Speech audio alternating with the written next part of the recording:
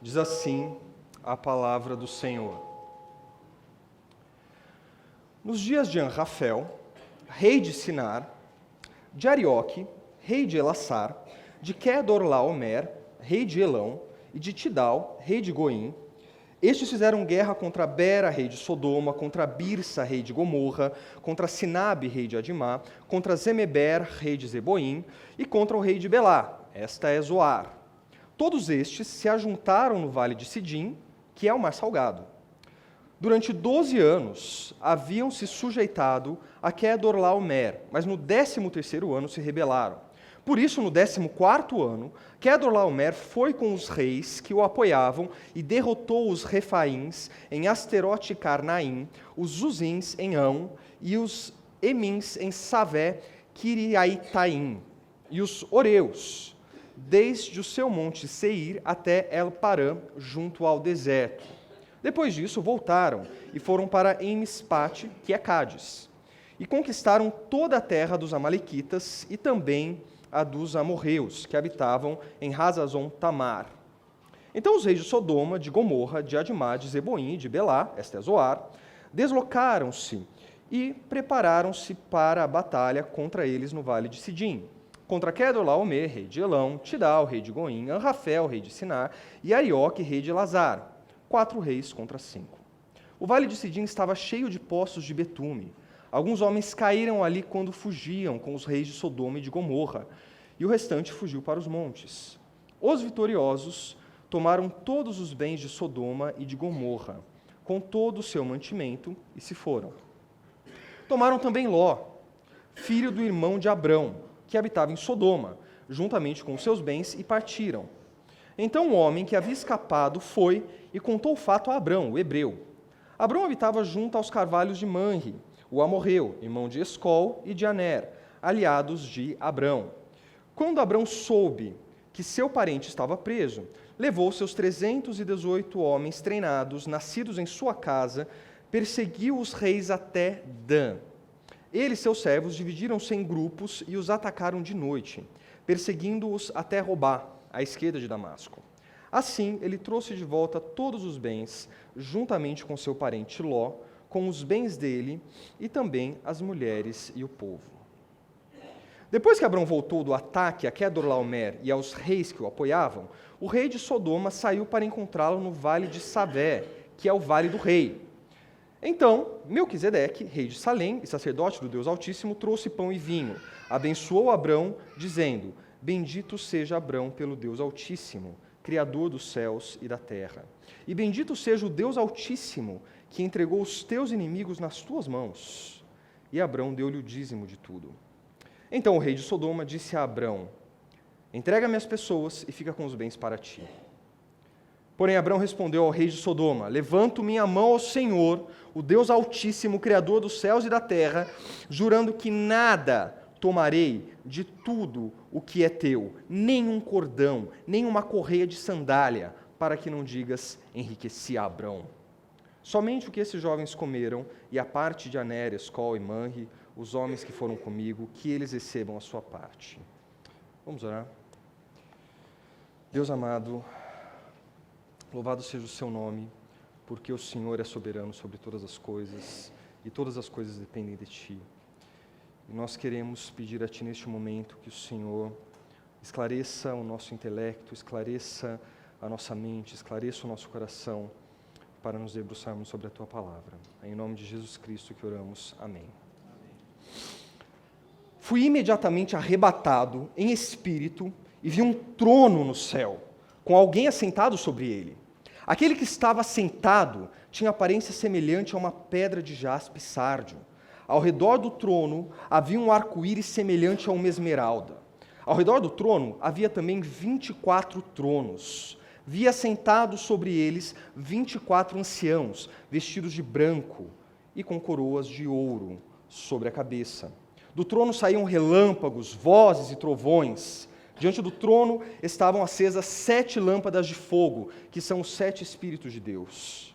Sempre que os seres viventes davam glória e honra e ações de graça ao que estava sentado no trono, ao que vive pelos séculos dos séculos, os 24 anciãos prostravam-se diante do que estava sentado no trono, adoravam o que vive pelos séculos dos séculos e lançavam suas coroas diante do trono, dizendo: Nosso Senhor e nosso Deus, Tu és digno de receber a glória, a honra e o poder, porque Tu criaste todas as coisas e por Tua vontade elas existiram e foram criadas.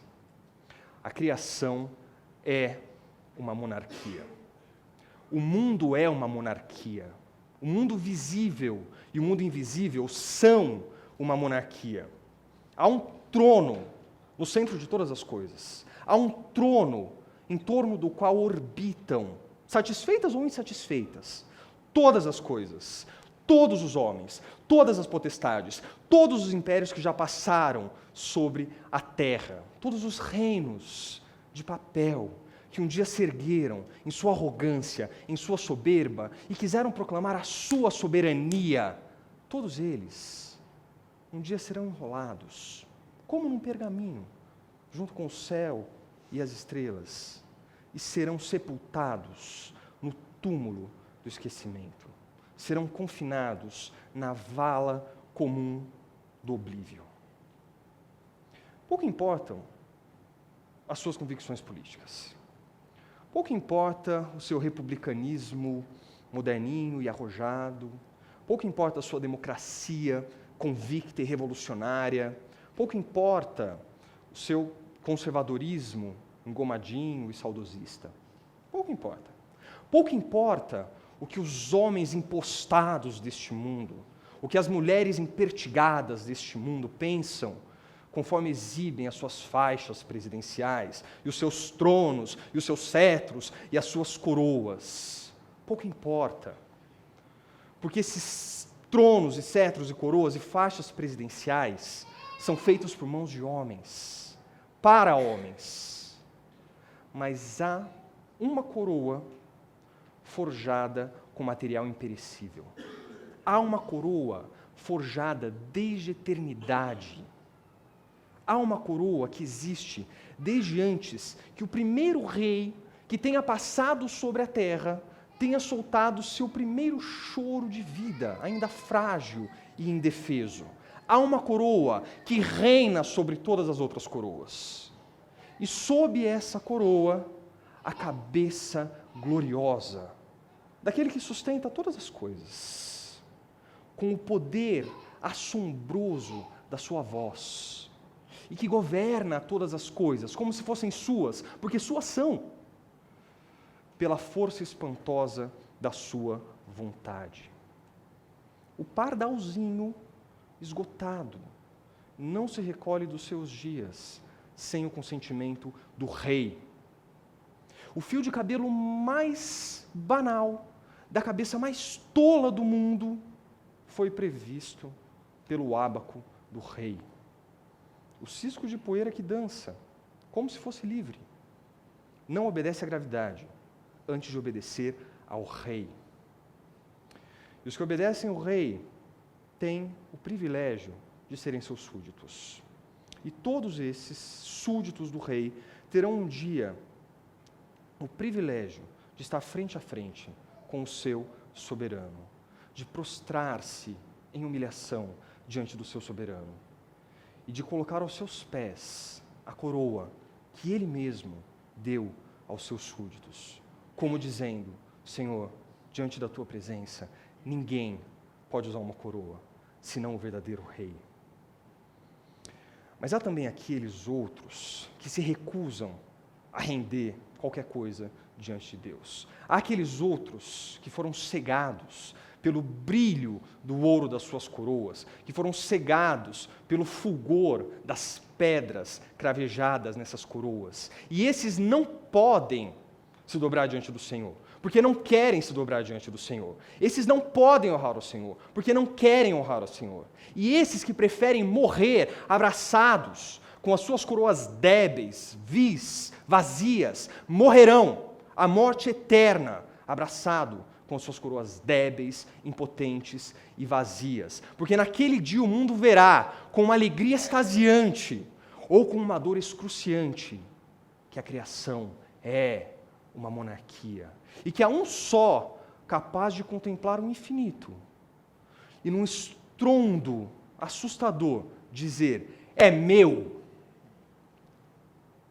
O mundo é uma monarquia. E a Bíblia sinaliza isso claramente, pela primeira vez, aqui em Gênesis, capítulo 14. E nada melhor do que começarmos lembrando o tamanho do rei que governa a criação, para nós termos a real dimensão dos reis que governam na criação. E esse é um daqueles textos que desafia o leitor, e o pregador também. Esse é um daqueles textos que dá uma certa vertigem teológica, que dá uma certa náusea bíblica quando a gente está lendo, porque ele parece não fazer sentido quando nós lemos, né? Veja só, desde Gênesis 12, nós estamos acompanhando a história de Abrão. O chamado de Abrão, a peregrinação de Abrão, passando por Harã, até Siquém, depois o Neguebe, a queda de Abrão quando ele vai até o Egito, depois o retorno de Abrão para o Neguebe, e de repente o capítulo 14 se abre com um monte de nomes que você não sabe pronunciar, de um monte de reis que você nunca ouviu falar, de um monte de reinos que você não sabe onde fica, brigando por algo que você não sabe exatamente porquê, você não sabe qual é o lado que ganha, no meio disso entra Abrão, mata todo mundo, e para lançar luzes sobre tudo isso, no final entra Melquisedeque, a figura esclarecedora de Melquisedeque. Aí o Jonas não sabia o que fazer, ele mandou eu pregar.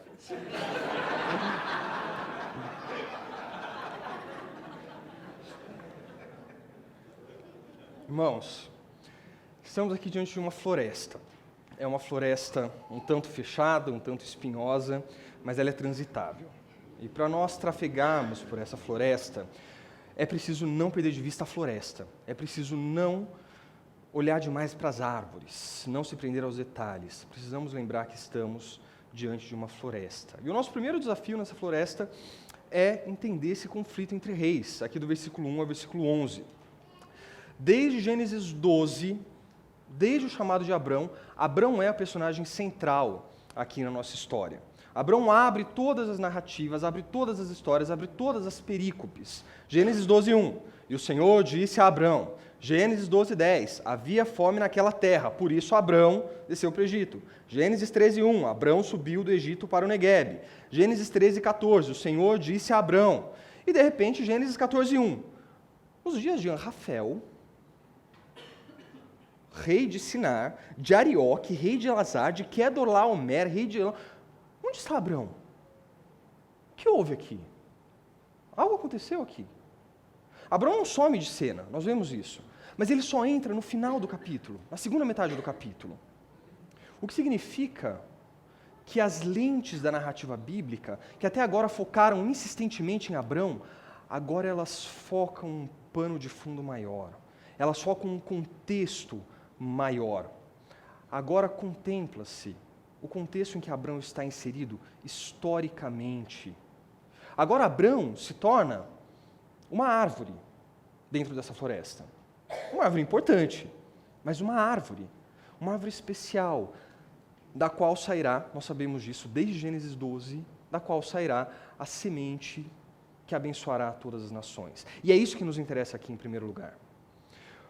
Porque agora a história de Abrão e do povo que Deus está formando a partir de Abrão e da descendência de Abrão ganha uma nova dimensão. Uma dimensão muito maior que antes, porque ela passa a ser inserida na trama da história mundial. Ela passa a ser encaixada na tessitura histórica das nações. Nós não estamos mais apenas diante da história de Abrão e da descendência de Abrão. Estamos agora diante da história do povo de Deus no mundo.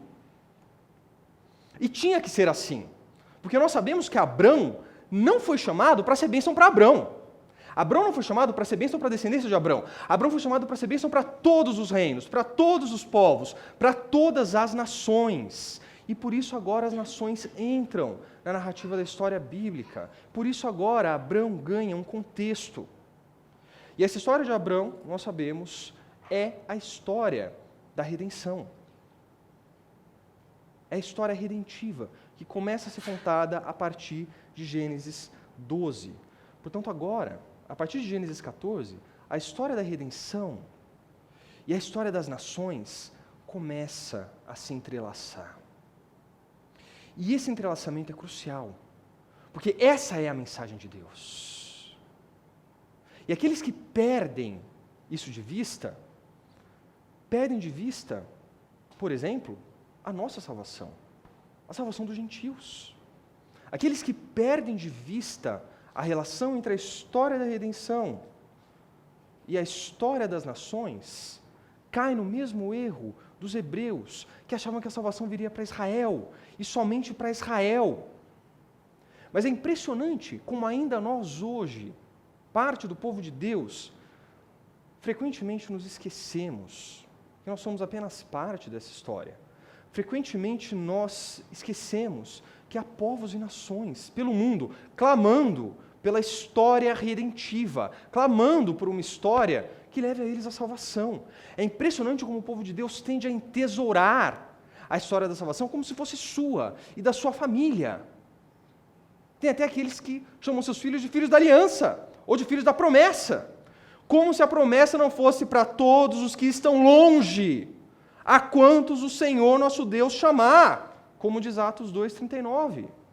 A história redentiva é para todos, ainda que a redenção não seja para todos.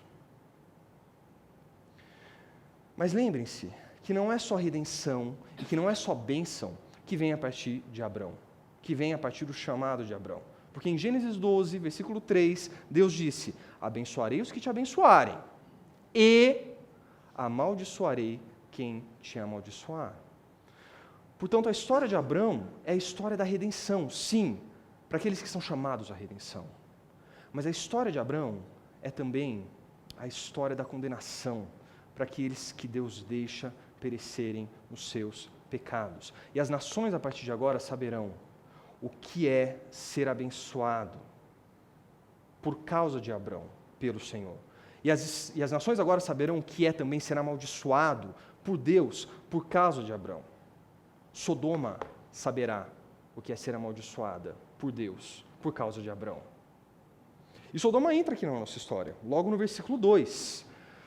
Porque o rei de Sodoma está nessa guerra, nesse conflito, mas ele não está sozinho. Sodoma não está sozinha. Sodoma está junto com outras 4 cidades. Então são 5 cidades, é o que nós chamamos de Pentápolis, um complexo de 5 cidades ali na região do Vale do Sidim, ou seja, próximo ao Mar Morto, que significa que é terra de Canaã.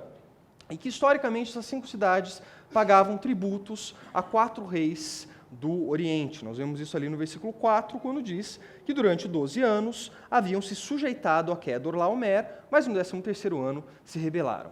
Ora, que reis estrangeiros são esses? São reinos que ficam na região da antiga Mesopotâmia, que hoje é mais ou menos Irã e Iraque, e alguns outros que ficam ali na região da Turquia. Portanto, são 5 cidades que tributavam a 4 reinos. São 5 cidades que serviam a 4 reinos. São 5 cidades que não se reconheciam, e não se viam, e não se tinham enquanto soberanas, porque não eram. É como se esses reis dessas 5 cidades fossem vassalos dos reis desses reinos do Oriente.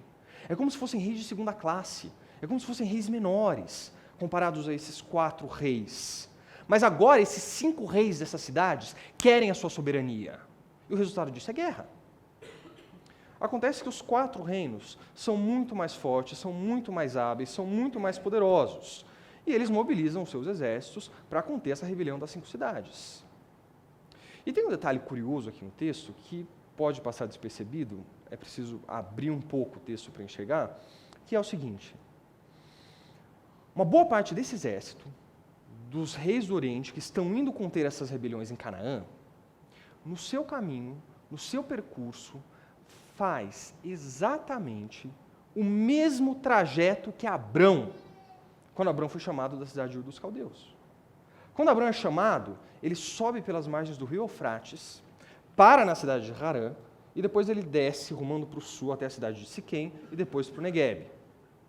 Esses exércitos fazem o mesmo caminho. Sobem pelas margens do Eufrates, passam por Harã e depois eles descem até o sul de Canaã para combater essas cidades. E por que isso é interessante? Porque tem uma diferença crucial entre esses reinos e Abrão. No caminho, esses reinos não levantam altares a Deus. E Abrão levanta altares a Deus. No caminho, nenhum desses reinos está preocupado com quem é Deus, com a soberania de Deus, com a providência de Deus. Nenhum deles teme ao Senhor, como Abrão temeu ao Senhor. Abrão levantava altares ao Senhor. E o versículo 8 diz que as 5 cidades prepararam batalha no Vale de Sidim. Literalmente, isso daqui é levantaram batalha. Então, enquanto Abrão levanta altares, essas cidades levantam batalha, levantam a espada, porque o que interessa para essas cidades é o poder, o que interessa para essas cidades é a terra, o que interessa para essas cidades é a sua soberania. E afinal de contas, é muito mais fácil, né? Levantar batalhas do que levantar altares. É muito mais fácil levantar batalhas, porque as batalhas trazem glórias. E se a gente sai vitorioso, a glória é nossa.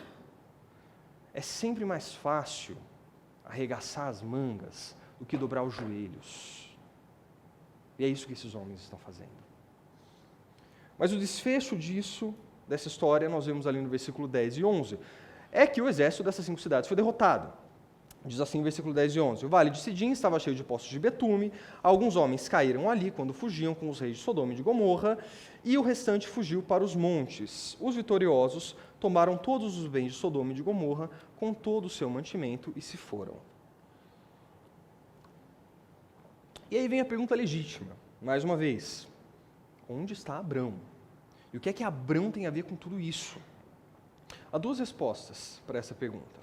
Uma é mais simples e mais imediata, e está ali no versículo 12. O versículo 12 diz, tomaram também Ló, filho do irmão de Abrão, que habitava em Sodoma, juntamente com seus bens, e partiram. Aqueles homens, portanto, levaram consigo algo que era precioso a Abrão. Levaram seu sobrinho, que lembra, ele tratava como irmão. Ora, quem é que não cruzaria Canaã, marchando com seu exército, para resgatar a vida preciosa do seu sobrinho, certo? Errado. Lembre-se de quem é Ló. Ló escolheu seguir o caminho de Sodoma. Ló escolheu não só seguir o caminho de Sodoma, mas habitar em Sodoma. Ló foi aquele que seguiu seus próprios olhos. Ló foi aquele que não ligou para Abrão na hora de escolher a sua terra. Ló foi aquele que foi iludido pelo vício da terra de Sodoma. Ló escolheu o seu caminho. E agora, ele colhe os frutos do caminho que ele escolheu. É justo, certo? Mas Abrão não se contenta com a justiça. Quando Abrão ouve que Ló está perdido, ele desconsidera todos os pecados de Ló em relação a ele. Quando Abrão ouve que Ló está perdido, Abrão é misericordioso com Ló. Abrão ama a Ló. Abrão não quer deixar que Ló se perca. Abrão vai até Ló para resgatá-lo, apesar dos seus pecados. Já ouviu uma história assim em algum lugar? A Bíblia está cheia delas. Pelo menos uma delas diz exatamente respeito a você. Abrão vai até Ló. E a Bíblia diz que, versículo 14 e 15, quando Abrão soube que seu parente estava preso, levou seus 318 homens treinados, nascidos em sua casa, e perseguiram os reis até Dan. Ele e seus servos dividiram-se em grupos e os atacaram de noite, perseguindo-os até roubar a esquerda de Damasco. Abrão, portanto, convoca 318 homens. A expressão aqui no hebraico, ela é algo como Abrão saca 318 homens. Abrão desembainha 318 homens, como se eles fossem a espada de Abrão, como se eles estivessem sobre o governo de Abrão, sobre o punho de Abrão, como se fosse um só homem portando 318 espadas. E ele anda mais de 200 quilômetros até a cidade de Dan, e ele fere de morte os 4 reis que dominavam Canaã há mais de uma década. É impossível não se espantar com o gesto de Abrão. É impossível não se espantar com a própria figura de Abrão. Quem é esse homem diante de nós? Quem é esse homem? O peregrino? Abrão peregrino? Viajante da terra de Ur dos caldeus? Abrão? O pastor de bois? O pastor de jumentos? O pastor de camelos? Abrão? o que temeu diante do Egito. Agora, de repente, do dia para a noite, Abrão, o general, que ergue um exército, que marcha e que passa ao fio da espada os reis mais poderosos que dominavam Canaã. Quem é esse homem? Abrão aqui aparece transfigurado. É como se a cidade de Dan fosse o monte da transfiguração de Abrão.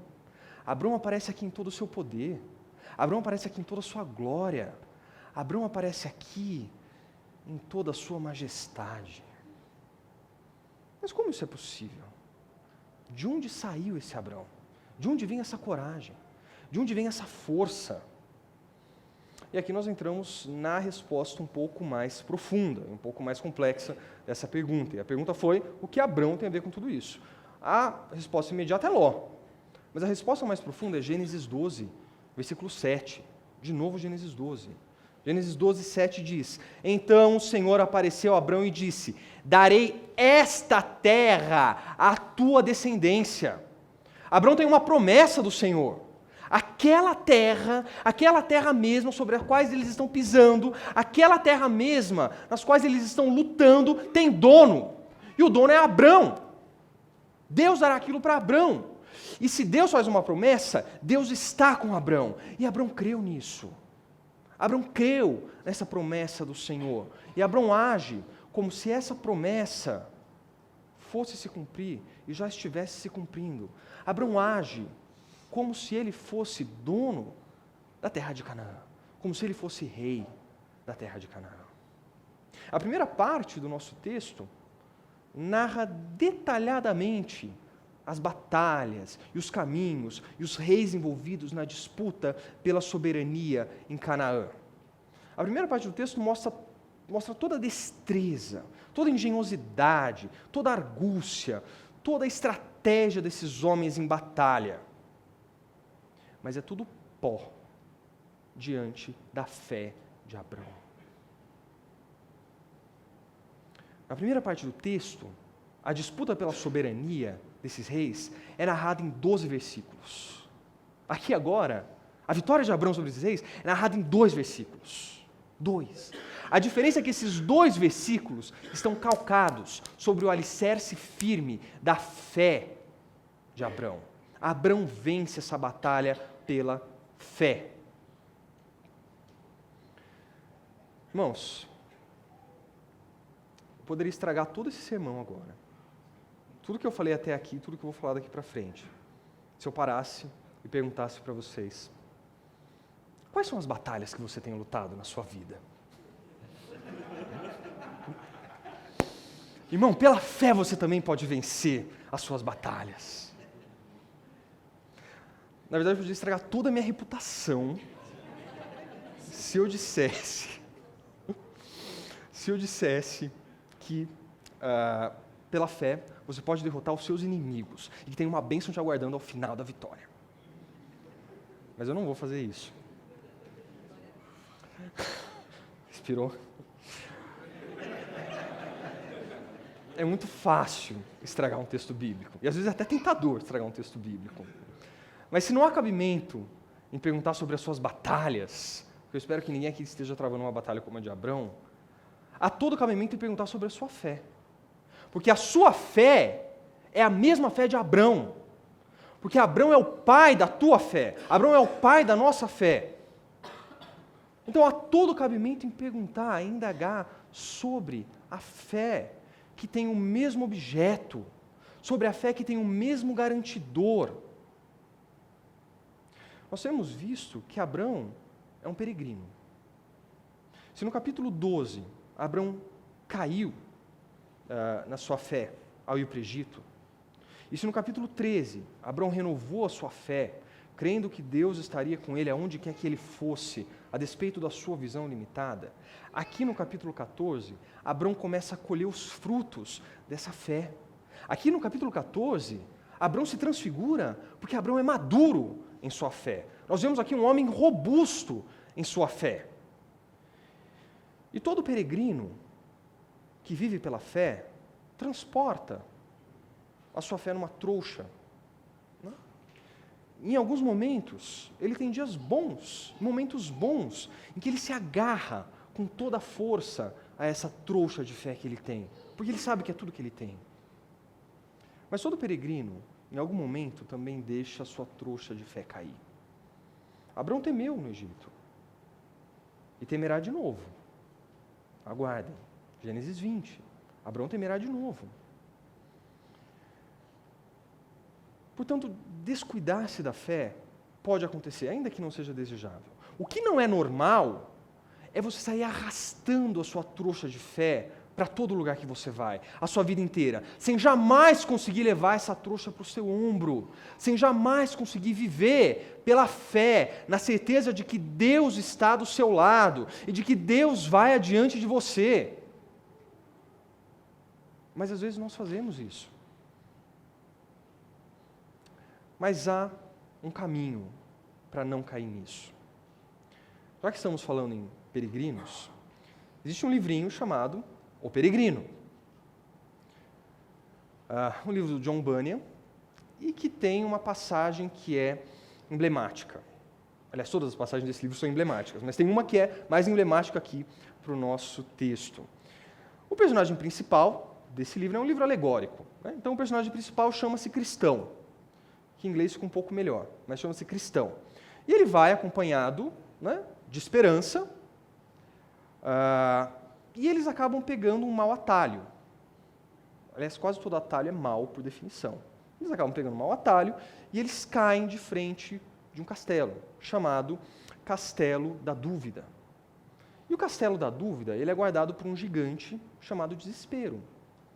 E pela sua esposa, que também é uma gigante, chamada Desconfiança. Então é um Castelo da Dúvida, guardado pelo desespero e pela desconfiança. E ali o Cristão e a Esperança são presos, são maltratados, são vilipendiados, são torturados, são esfomeados, são sedentos, e eles quase desistem. Eles quase desistem. O que vira o jogo é uma frase do Cristão. E a frase é a seguinte: que louco e que nécio eu sou em estar aqui neste calabouço, quando podia estar gozando a liberdade. Tenho no peito uma chave chamada promessa, que estou persuadido poderá abrir todas as fechaduras do castelo da dúvida. E de fato, essa chave da promessa abre todas as portas e portões do castelo da dúvida e eles saem. Mas veja o desfecho.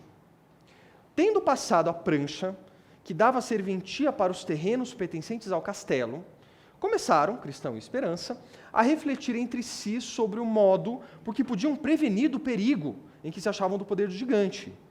E concordaram em erguer ali uma coluna, gravando-lhe no cimo estas palavras: este caminho conduz ao castelo da dúvida, propriedade do gigantesco desespero, que menospreza o rei do país celestial e busca destruir os seus santos peregrinos.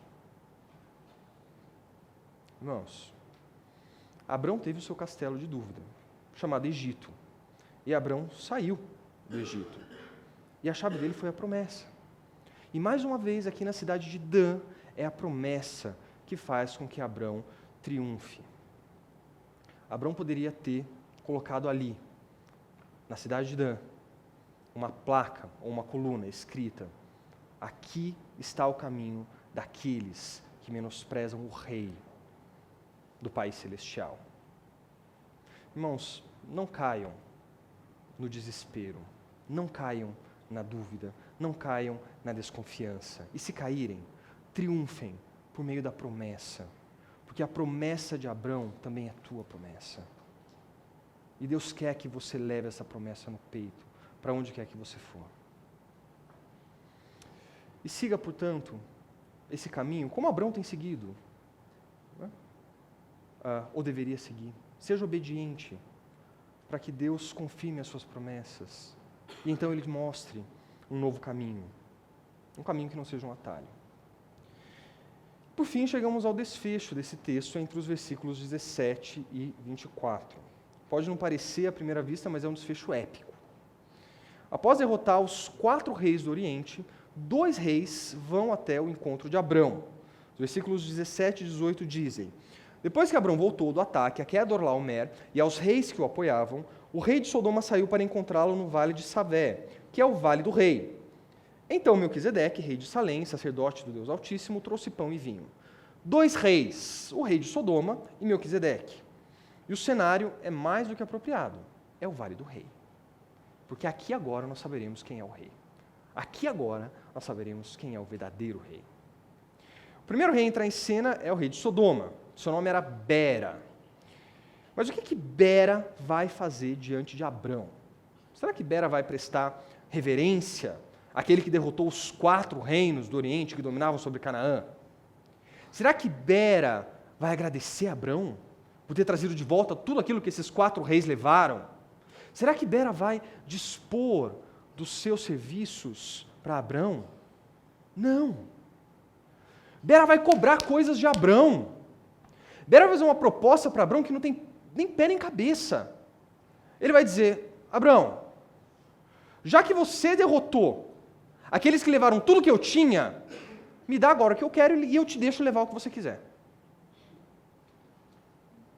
É essa a proposta.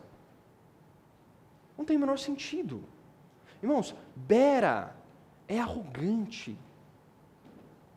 Bera é visceral. Bera é venal. Bera só está interessado nas coisas materiais. Porque Sodoma, aqui em Gênesis 14, é a mesma Sodoma de Gênesis 13. Versículo 13. Os homens de Sodoma eram maus e grandes pecadores contra o Senhor, e continuam sendo. Diante daquele que foi chamado por Deus, eles continuam pecando. E é essa visceralidade, essa venalidade, essa carnalidade que Bera mostra aqui, que vai levar Sodoma à destruição, em breve. Mas o segundo rei que aparece aqui em cena é Melquisedeque. E aqui não tem jeito, irmãos. Precisamos falar sobre Melquisedeque. Precisamos enfrentar essa figura quase fantasmagórica, né, quase espectral de Melquisedeque. Melquisedeque é aquele que se encaixa perfeitamente na definição de amor do poeta Camões. Né? O não sei que nasce não sei onde, vem não sei como e dói não sei porquê. Melquisedeque. Já houve muito debate sobre essa questão de quem é Melquisedeque. Alguns já acreditaram que Melquisedeque teria sido o próprio Sem, filho de Noé, que ainda estaria vivo naqueles dias. Porque é pouco provável que Moisés, é pouco provável que Davi não tivessem escrito nada a respeito disso, tivessem tudo deixado passar. Outros já argumentaram que talvez ele fosse um anjo, já que alguns versículos dizem que ele não morreu, e se ele não morreu, ele é uma criatura eterna, e, portanto, ele deve ser um anjo. Algo como o anjo que tem enfrentado Jacó, talvez. Né?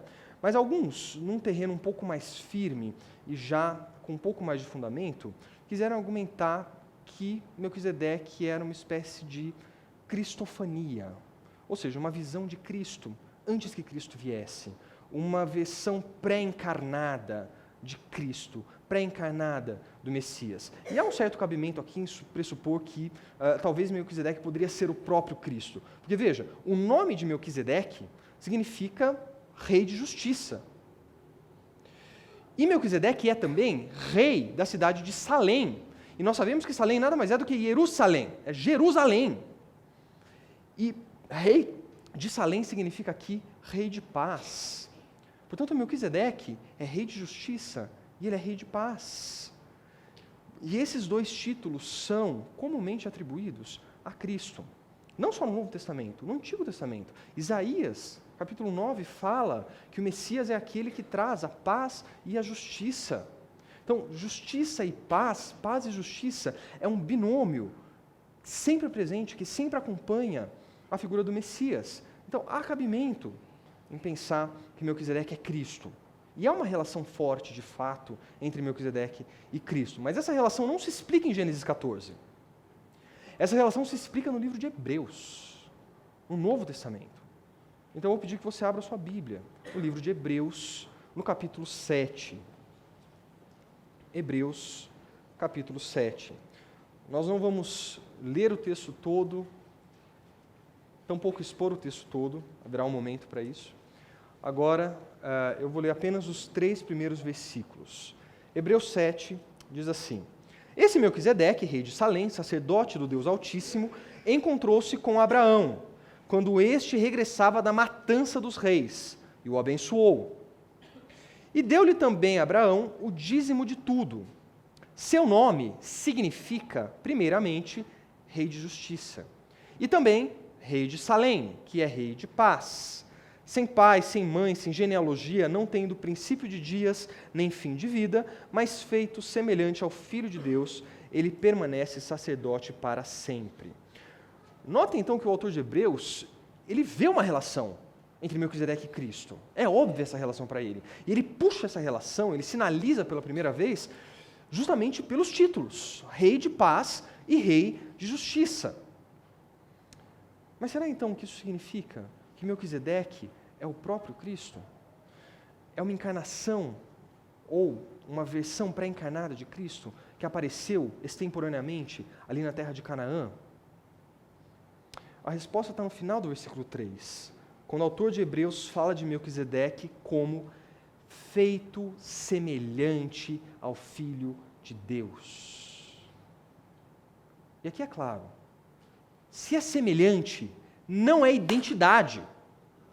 Se ele é semelhante, ele não é o próprio Cristo. Ele não é o próprio Cristo. Ele é semelhante ao próprio Cristo. Portanto, Melquisedeque não é 100, não é um anjo, não é uma versão pré-encarnada de Cristo. Quem é Melquisedeque? Em Gênesis 14, Melquisedeque é um rei. Ele é rei de Jerusalém, ele é rei de paz, ele é rei de justiça. Mas ele não é só rei, ele é também sacerdote. Ele é sacerdote do Deus Altíssimo, diz o versículo 18. Isso significa para nós que Melquisedeque é o primeiro rei sacerdote sobre Jerusalém. Melquisedeque é o primeiro rei sacerdote de que se tem notícia. Ele é rei de Jerusalém, ele é rei de paz, ele é rei de justiça, ele é sacerdote do Deus Altíssimo. Mas ele não é Cristo. Quem é Melquisedeque? Melquisedeque é uma sombra de Cristo. Melquisedeque é uma sombra de Cristo. Melquisedeque é uma visão turva, é uma visão opaca do verdadeiro Cristo. Veja, Melquisedeque é rei de Jerusalém. Mas Jerusalém tem um rei mais verdadeiro e mais legítimo, e que é muito superior a Melquisedeque. Melquisedeque é rei de justiça, mas a justiça tem um portador muito mais verdadeiro e muito mais legítimo do que Melquisedeque.